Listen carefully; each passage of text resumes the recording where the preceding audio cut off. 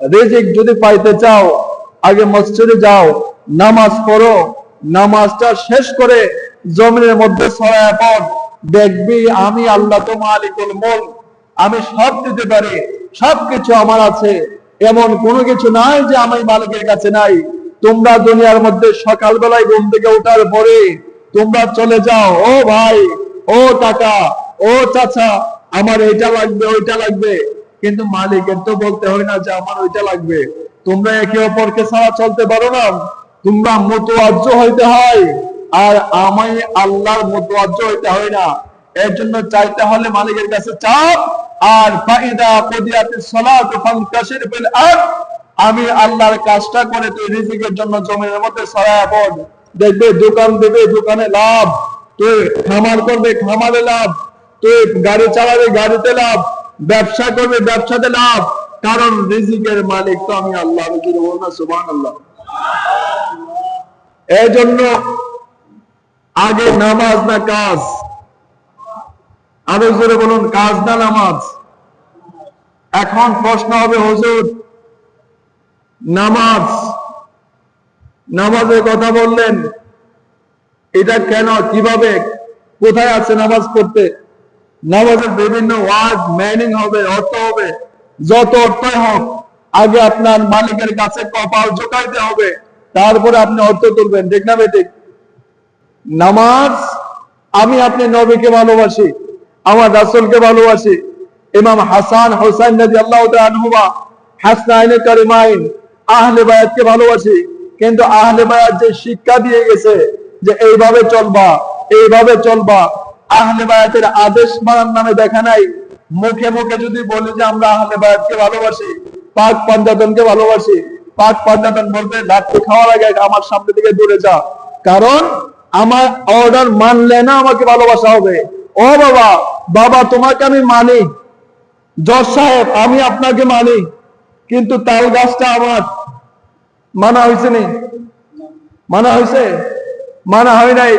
মানা হবে তখন যখন, ও জজ সাহেব, ও বাবা, আমি তোমাকে I love you so much, আমি তোমাকে ভালোবাসি, কিন্তু ভালোবাসার মধ্যে তুমি যে অর্ডারগুলি করবা, তুমি যে আদেশগুলি করবা, সেইগুলিও মানবো, সেইগুলিও জানবো, সেইগুলিও বুঝবো, সেইগুলিও দেখবো, তখনই হবে আপনার বাবাকে বা লিডারকে সবাইকে প্রকৃত মানা। আপনি যাকে আপনি ভালোবাসবেন, ভালোবাসার মতো বাসবেন, উনি যে অর্ডারগুলি করেছেন সেইগুলি পালন করতে হবে। ইমাম হুসাইন রাদিয়াল্লাহু তাআলা আনহু, উনি দুনিয়া থেকে চলে যাবেন, শাহাদাতের পেয়ালা পান করবেন, এই মুহূর্তে বলেন আমি নামাজ পড়ে নাই। সুবহানাল্লাহ বলনা জোরে, পড়েন নাই? নামাজ পড়েন নাই উনি? তলোয়ারের নিচে ওনার মাথা মুবারক, তখনও বলেছেন আমি নামাজ পড়তে চাই, আমাকে নামাজ পড়ার সুযোগ দাও। কিন্তু আমরা ওনারা আশেক, নামাজের ধারে কাছে নাই, মসজিদগুলি খালি পড়ে থাকে, মসজিদে আসার নামে দেখা নাই। এই হলো আশেক। এই আশেকের দাম আছে? এই আশেকের দাম আছে? উনি চলে যাবেন, সেই মুহূর্তেও বলে গেছেন নামাজ, আল্লাহু আকবার, নামাজ পড়লাম, আমার নবীজি দুনিয়া থেকে বিদায় হয়ে যাবেন। আমরা সুন্নি যারা আছি, আশিক রাসূল যারা আছি, নবীজি দুনিয়া থেকে চলে যাবেন, সেই মুহূর্তে বলেছেন সালাত সালাত সালাত, আমি নামাজ পড়বো। ও উম্মত, তোমরা নামাজ পড়বা, নামাজ পড়বা, নামাজ পড়বা। নামাজে আমি রাসূল যেরকম ভাবে মেরাজে গিয়েছি মালিকের সাথে সাক্ষাৎ করার জন্য, তোমাদের জন্য আমি একটা মেরাজের ব্যবস্থা করে দিয়ে যাই। মালিকের সাক্ষাতের জন্য আনতা আবুদাল্লাহ কাআন্নাকা তারাহু ফাইন লাম তাকুন তারাহু ফাইন্নাহু ইয়ারাক। তোমরা মনে করবা যখন আল্লাহু আকবার বলে দাঁড়াবা, মনে করবা যে তোমার সামনে আমার আল্লাহ আছে, যেটা বলবা সুবহানাল্লাহ। মনে করবা তুমি মালিকের কুদরতি পায়ের মধ্যে সেজদা দিচ্ছ, তোমার মালিকের কুদরতি পা সামনে আছে। যদি এই ধরনের এবিলিটি না থাকে, ফাইন লাম তাকুন তারাহু ফাইন্নাহু ইয়ারাক, বুখারী শরীফের মধ্যে আসছেন, আমার রাসূল বলেন তাহলে মনে করবা তোমার মালিক তোমাকে দেখতেছে। সুবহানাল্লাহ জোরে, মালিক দেখতেছেন। মানুষের 16 আনাই লাগবে। এখানে এক লোক বলতেছে, হুজুর এত বৃষ্টি দিছে, এত বৃষ্টি দিছে, এত বৃষ্টি কেন? অত বৃষ্টি ভালো লাগে না। নাউজুবিল্লাহ বলুন জোরে। আবার সেই লোকটাই বলতেছে, হুজুর এত গরম, এত রোদ ভাল লাগে না। আরে নাফরমান, রোদও তোর ভাল লাগে না, তোর গরমও ভাল লাগে না, ঠান্ডাও ভালো লাগে না, বৃষ্টিও ভালো লাগে না। তুই হিসাব করে দেখ মালিককে কতবার তুই মালিকের কাজ করলি। মালিকে বলেন, তোর যা চাইতাছ তাই দিচ্ছি, কিন্তু তোমার 16 আনাই ভালো লাগবে। আমাকে কয় আনা দিছ, আমাকে কয় আনা দিচ্ছ। আমাকে, আমি যখন ডাক দেই, মুয়াজ্জিন সাহেব ডাক দেই, এই ডাকটাকে মুয়াজ্জিন সাহেবের না আল্লাহর? জোরে বলবেন, মুয়াজ্জিন সাহেবের ডাক না আল্লাহর ডাক? আল্লাহর ডাক। তাহলে আপনি ডাক দিলেন, একটা মানুষকে ডাক দেওয়ার পরে ডাকটা সে শুনলো না, আসলো না, তাহলে শুধু কি সে ডাক অমান্য করছে নাকি আপনাকে অমান্য করছে? আপনার কথা শুনে মানে আপনাকে অমান্য করেছে। এখন মালিক বলেন, আমি তোকে প্রতিনিয়ত ডাকতেছি, ও বান্দা, তোকে আমি ফজরের সময় ডাক দিলাম, তুই কাঁথা মরে দিয়া, কম্বল মরে দিয়া, বালিশ একটা নিয়া, কুল বালিশ নিয়ে তুই শুয়ে রইলি, শুয়ে তুই ঘুমের মধ্যে পড়ে রইলি, কিন্তু আমি তোকে ডাক দিলাম, এই নামাজটা তুই ছেড়ে দিলি। যখন আবার জোহরের সময় হলো, এই জোহরের সময়ের মধ্যে আমি ডাক দিলাম, ও বান্দা, ও বান্দা, আস না, একটু আস না, তোদেরই তো লাভ। নামাজটা পড়লে তোর লাভ, আমি আল্লাহর কোনো লাভ নাই। আমি আপনি কাজে কর্মে এই জোহরের নামাজটাও ছেড়ে দিলাম। আবার যখন সময় আসলো আসরের নামাজের, ওই সময় আমরা চা খাইতে বসে গেলাম, আড্ডাতে বসে গেলাম। মালিক ডাকতেছে, ও বান্দা, আয় না, একটু আয় না, আমি মালিকের কাছে একটু আস, আমি মালিককে একটু ডাক দিয়ে যা। এখন ফতোয়া চলে আসবে, হুজুর মসজিদে আসতে হবে। আল্লাহ তো বলেছেন, ফাহাইনামা তুআল্লু ফাতাম্মা ওয়াজহুল্লাহ, আল্লাহ তো সব জায়গায় আছে, আর যেখানে থাকুক সব জায়গায় আছে। সব জায়গা তো পবিত্র না, আল্লাহ তো পবিত্র শর্ত করে দিয়েছেন, ঠিক না ঠিক? আল্লাহ তো পবিত্র জায়গার মধ্যে যাওয়ার জন্য বলেছেন। এখন মালিক বললেন, তোমাদের জন্য একটা পার্মানেন্ট, একটা পবিত্র জায়গা করে দিলাম, এটা মসজিদ। এখানে সহজে কোনো নাপাকি নাই, এখানে যাও। এখন প্রশ্ন আসবে, হুজুর অন্তর পরিষ্কার না করে আপনি নামাজ পড়লে লাভ কি? অন্তর তো পরিষ্কার করতে হবে। আপনি যখন দেখতে দেখতে, বুঝতে বুঝতে, যাইতে যাইতে অটোমেটিক্যালি আপনার মধ্যে একটা হেদায়েত চলে আসবে। হেদায়েতটা দিবে কে? আরো জোরে না দিবে কে? দেখবেন আপনি যখন আস্তে আস্তে হঠাৎ করে কোরআন পড়তে পড়তে, নামাজ পড়তে পড়তে অটোমেটিক্যালি একটা হেদায়েত চলে আসবে। আরে সুদ খাওয়া তো ভালো না, ঘুষ খাওয়া তো ভালো না, মদ খাওয়া তো ভালো না, গাঞ্জা খাওয়া তো ভালো না, এই যে বিষয়গুলি, চুরি করা তো ভালো না, ডাকাতি করা তো ভালো না। যখন আপনি নামাজের মধ্যে আসতে লাগবেন প্রতিনিয়ত, আস্তে আস্তে আপনার মাঝে একটা হেদায়েত চলে আসবে। এই জন্য আপনাকে আসতে হবে। নবীর কাছে মানুষকে যাইতে নিষেধ করতে, ও দুনিয়ার মানুষ, মুহাম্মদের কাছে যাব না সাল্লাল্লাহু আলাইহি সাল্লাম। এই মুহাম্মদ হলো পাগল, জোরে বলুন নাউজুবিল্লাহ।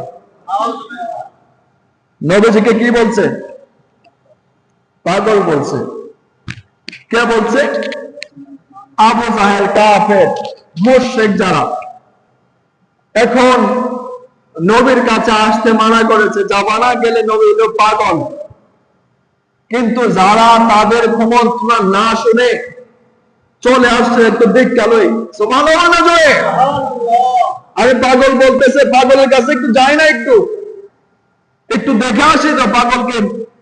সে পাগল হয়ে থাকলে এরকম হাজার হাজার লাখ লাখ মানুষ পাগল হয় কেন আবার তার জন্য? তার কাছে একটু যাই, তার কদমের মধ্যে একটু হাজিরা দেই। যারা সকল কুমন্ত্রণাকে ফেলে দিয়ে, যারা ফতোয়াবাজি না করে, মুফতিগিরি না করে আমার রাসূলের কদমে চলে আসছে। আয়েশা যখন আমার রাসূলের চেহারা মুবারকের দিকে তাকাইছে, তাকানি নুরানি চেহারা মুবারক দেখে বলতেছে, ইয়া রাসূলুল্লাহ সাদ্দাকতা ইয়া রাসূলুল্লাহ, ज़मीन ज़मा तुम्हारे लिए, मकान मका तुम्हारे लिए, चुनी न चुना तुम्हारे लिए, बाने जुदा तुम्हारे लिए, या রাসূলুল্লাহ সুবহানাল্লাহ। সকল বাধা বিপত্তি সবকিছু ফেলে দিয়ে আমার রাসূলের কদম মুবারকে চলে আসছে। সে হেদায়েত পেয়ে গেছে। আমার আপনার মসজিদে আসতে তো হবে, তারপরে না ফতোয়া দিতে হবে। আগে আসেন, দেখেন, বুঝেন, পালন করেন, তারপরে আপনি বলবেন আসলে জায়গাটা ভালো না কি ভালো, ঠিক না বেঠিক? আসতে হবে।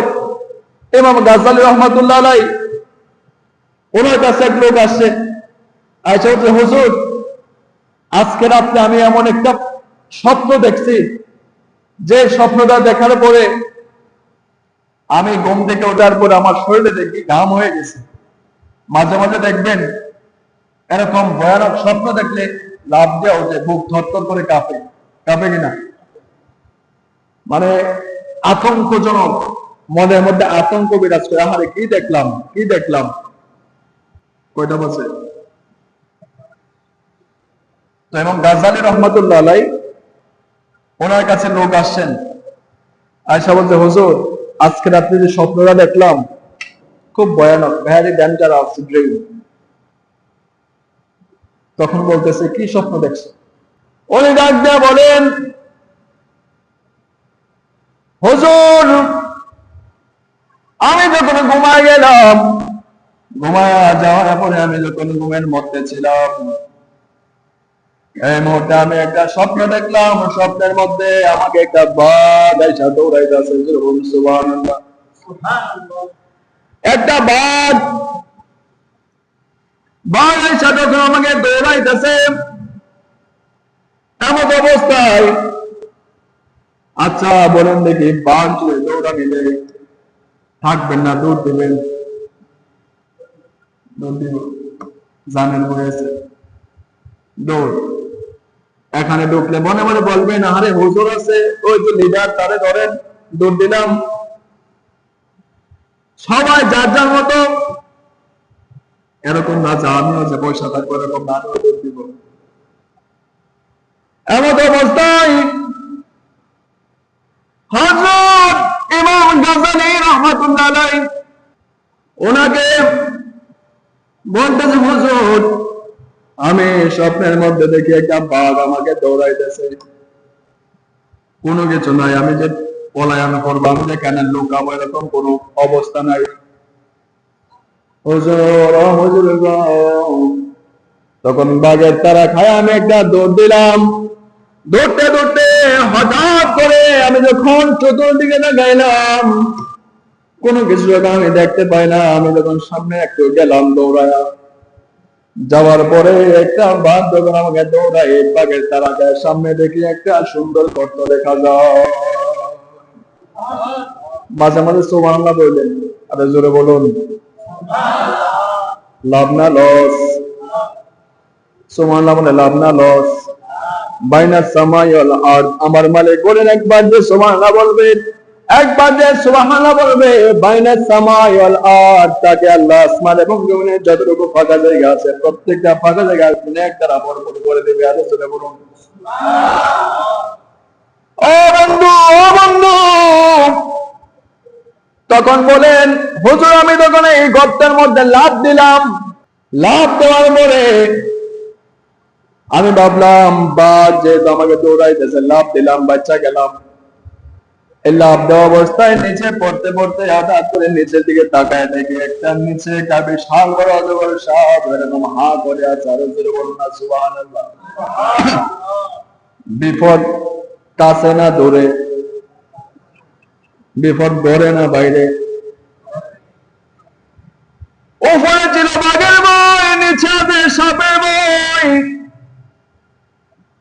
এমন অবস্থায় এই লোকটা চোখের পানি ফলায় ফলায় কান্দে, গভীর মনোযোগ, আর বলতে হুজুর তখন আমি যখন সাপটাকে দেখলাম আমার মনের মধ্যে কলিজার মধ্যে আবার একটা চিপা মারলো। আরে বাঘের তারা খায়ার নিচে পড়তেছি, নিচে যদি সাপ আছে আমাকে তো হা করে খেয়ে ফেলবে। এমন অবস্থা উনি বলতেছে, হঠাৎ করে হুজুর মালিকের লীলা খেলা বোঝা বড় দায়, আমার আল্লাহর লীলা খেলা কেউ বুঝতে পারবে না। আমার মালিক হলো অসহায় সহায়। আরো জোরে আল্লাহু আকবার। ও বন্ধু, ও বন্ধু, লোকটা ডাকতে হয় হুজুর আমি তখন এই বাঘের বয়ে নিচে পড়তেছিলাম, হঠাৎ করে চিন্তার মধ্যে মগ্ন ছিলাম, বাঘে আমাকে খাইতে পারে না, সাপ আমাকে ফেলবে। হঠাৎ করে দেখি আমি সামনে তাকাইলাম, গর্তের মধ্যে দেখি বিশাল বড় একটা লম্বা রশি দেখা যায়। আমি টপ করে রশিদের মধ্যে ধরে ফেলেছি। আমার অবস্থায় হুজুর, ও হুজুর উপরে কিসের ভয়? জোরে বলুন কিসের বই? বাঘের বই। নিচে কিসের বই? উপরে গেলেও খবর আছে, নিচে গেলেও খবর আছে, জুল্লাসে কতক্ষণ থাকবো? ও বন্ধু, এই লোকটা বলে হুজুর আমি তখন এই রশির মধ্যে ধরলাম, রশিটাকে ধরলাম, আমি যখন ডান দিকে তাকাইলাম, আমি যখন ডান দিকে তাকাইলাম হুজুর, হুজুর সুন্দর একটা মৌমাছির চাক দেখা যায়। সুবহানাল্লাহ। এবং উপর থেকে যখন রশি বরাবর আমি তাকাইলাম, তাকানোর পরে হুজুর দুইটা ইঁদুর দেখা যায়। একটার কালার হলো ব্ল্যাক এন্ড হোয়াইট, সাদা এবং কালো। দুইটা ইঁদুর কি করতেছে? দুইটা ইঁদুর এসে আমার রশিটাকে কেটে দিচ্ছে। আর সুবহানাল্লাহ। বিপদ কাছে না দূরে। ও বন্ধু, দুইটা ইঁদুর এসে সাদা এবং কালো দুইটা ইঁদুর এসে রশিটাকে কেটে দিচ্ছে। এমন অবস্থায় কিছুক্ষণ যদি কাটে রশিটা ছিঁড়া নিচে পড়ে যাবে, আমি নিচে পড়ে যাবো, বাঘের সাপের মুখে পড়ে যাব। ও হুজুর, হুজুর, হুজুর গো, এমন অবস্থায় আমি এই কঠিন বিপদের মধ্যে পড়ে, এই মুহূর্তে পড়ে আমার মনের মধ্যে যখন এই মধু খাওয়ার স্বাদ জায়গা গেছে। আলোচনা নাউজুবিল্লাহ। এত বড় বিপদ, এই বিপদের মধ্যে কি লাগছে? মধু খাইতে মন চাইছে। আরে মানুষ জান নাই হোশ, এরা তো মানুষ, কথার কথা আর কি। আপনি আমি কি করতাম? বিদ্যুৎ যাইতো মধু খামদের কথা চিল্লাইতাম, কোনোভাবে পার হয়ে যান। যেভাবে কাটতেছে উপায় আছে? সাপের পেটের মধ্যে গেলে আমি বাবারে বাবা সর্বনাশ। ও বন্ধু, এই লোকটা ডাক দিয়ে বলে হুজুর এই কঠিন, ভেরি ডিফিকাল্ট সিচুয়েশন, এত কঠিন মুহূর্তে আমি মধুর দিকে আমার লোভ চলে গেছে, মধু আমি খাইতে শুরু করলাম। আরো শুরু করুন নাউজুবিল্লাহ। মধু খাইতে খাইতে হঠাৎ করে এই যে দুইটা ইঁদুর যে কাটা শুরু করছে, হঠাৎ করে ইঁদুর কাইটা ফেলছে রশি। আরো শুরু করুন সুবহানাল্লাহ। রশি কাটার সাথে সাথে আমি যখন টপ করে পড়ে যাচ্ছি, টপ করে পড়ে যাওয়ার সময় আমি লাফ দিয়া ঘুম থেকে উঠে গেলাম। ও হুজুর এটার কারণ কি? What's the matter, what is this because? ও হুজুর এটার কারণটা কি আমি জানতে চাই, একটু কষ্ট করে জানায় দেন। দেখবেন আমরা স্বপ্ন দেখলে বিভিন্ন পীর মাশায়েখের কাছে যাই, বিভিন্ন হুজুরের কাছে যাই, হুজুর কি দেখলাম একটু বলে দেন, স্বপ্নের ব্যাখ্যা করে কিনা। ও বন্ধু, ও বন্ধু, তখন ইমাম গাজ্জালী রাহমাতুল্লাহ আলাইহি উনি দুইটা চোখের পানি ফেলে দিলেন, বলতেছে ও আল্লাহর বান্দা, তোর কপাল ভালো, তোরে আল্লাহ মরার আগে মরণ দিয়ে দিছে। আর সুবহান। আমরা বলি মরার আগে মরণ বালা, জীবিত মনে মরতে পারলে গুছিবে মরণ জ্বালা। ও আল্লাহর বান্দা, তোর মরার আগে মরণ হয়, আমার আল্লাহ তুই হুঁশিয়ার করে নিলেন। তুই যে বাঘটা দেখছিস, বাঘটা কেডা তুই চিনস নি? আমার আল্লাহ তোরে বাঘের স্বপ্ন দেখাইছে। বাঘটা হইলো তোর পিছনে, প্রত্যেকটা মানুষের পিছনে 24 আওয়ার্স, 24 ঘন্টা সব সময় একটা জিনিস পাকড়াও করে আছে, মালাকুল মাউত, আজরাইল। আর রাসূল বলেন সুবহানাল্লাহ। বাঁচা যাবে আজরাইল থেকে? বাঁচা যাবে না, বাঁচা যাবে না। সূরা নিসার সম্ভবত 78 নম্বর আয়াত আমার আল্লাহ রাখতে বলে, আইনামা তাকুনু ইয়াদরিকুমুল মাউত ওয়ালাউ কুনতুম ফি বুরুজিন মুশাইয়াদা। তোমরা এই মৃত্যু থেকে বাঁচতে পারবে না। চোখটা বন্ধ করে দে, বন্ধ করে দে।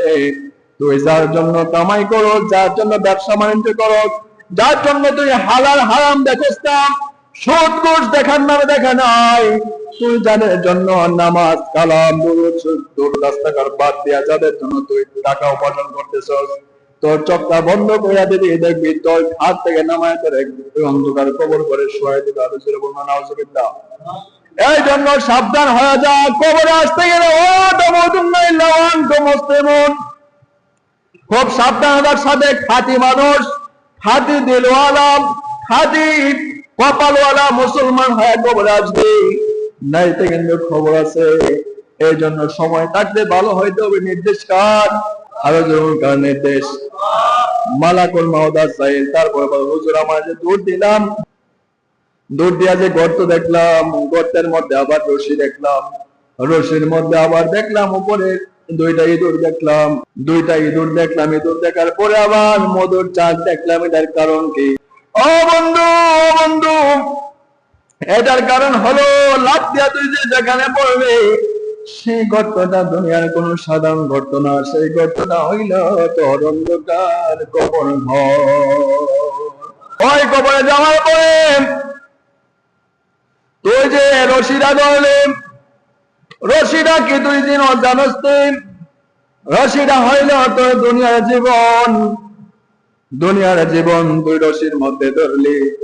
সাদা এবং কালা দুইটা ইঁদুর যে দেখলি, সাদা ইঁদুরটা হলো দিন আর কালা ইঁদুরটা হলো রাত। আরো জোরে বলো সুবহানাল্লাহ। তারপরে রাখতে বলতেছে, ও আল্লাহর বান্দা, তোর দুনিয়ার হায়াত, দুনিয়ার হায়াত হলো তোর রশিটা। তুই এই রশির মধ্যে ধরে থাকলি, দিন এবং রাত চলে যায়, সাদা এবং কালো ইঁদুর তোর রশিটা কেটে দে, দুনিয়ার হায়াত গুলি কেটে যাচ্ছে।